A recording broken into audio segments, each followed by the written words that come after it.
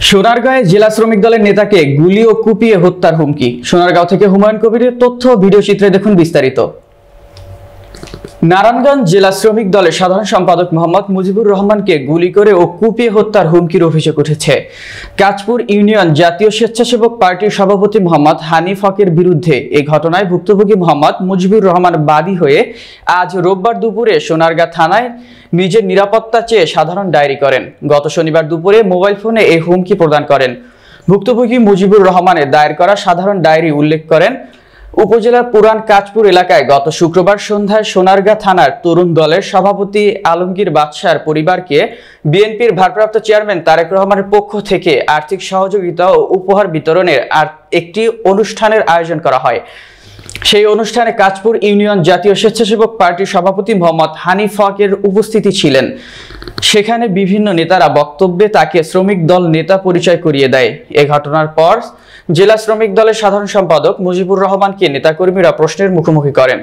এ বিষয়ে সোনারগাঁ থানার ওসি মোহাম্মদ মফিজুর রহমান বলেন, হুমকি বিষয়ে সাধারণ ডায়েরি গ্রহণ করা হয়েছে, তদন্ত করে আইনগত ব্যবস্থা নেওয়া হবে। বিসমিল্লাহির রহমানির রহিম। আমার নাম মোহাম্মদ মুজিবুর রহমান, আমি নারায়ণগঞ্জ জেলা শ্রমিক দলের সাধারণ সম্পাদক, উপজেলা বিএনপি ইউনিয়ন সাংগঠনিক সম্পাদক।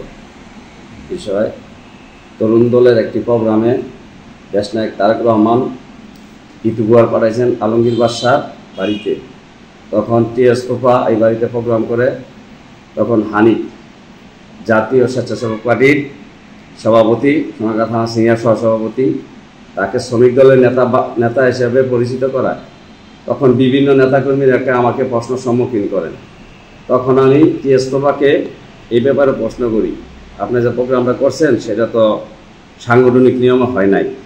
তখন এই জিনিসটা হানিফকে জানায়। তখন হানিফকে জানাইলে তখন হানিফ আমাকে মোবাইলে ফোন দিয়ে আমাকে অকথ্য ভাষায় গালি গালাস, গুলি করে মেরে ফেলবে, হত্যা করবে, রাস্তায় বাইরে হলে রাস্তায় আমাকে কোবাবে, মারবে, বিভিন্ন ধরনের হুমকি দামকি আমাকে দিয়েছে। তাই আমি এই ব্যাপারে সাধারণ একটি ডায়েরি সোনারগাঁ থানায় আমি করেছি। আমি নিরাপত্তা চাই, আমি এই ব্যাপারে সবার কাছে আমি সহযোগিতা চাই। পদ পদবী জাতীয় স্বেচ্ছাসেবক পার্টির সভাপতি, সোনারগাঁ থানা জাতীয় স্বেচ্ছাসেবক পার্টির সিনিয়র সহসভাপতি, সে কিন্তু নিজেকে সে শ্রমিক দল দাবি করে।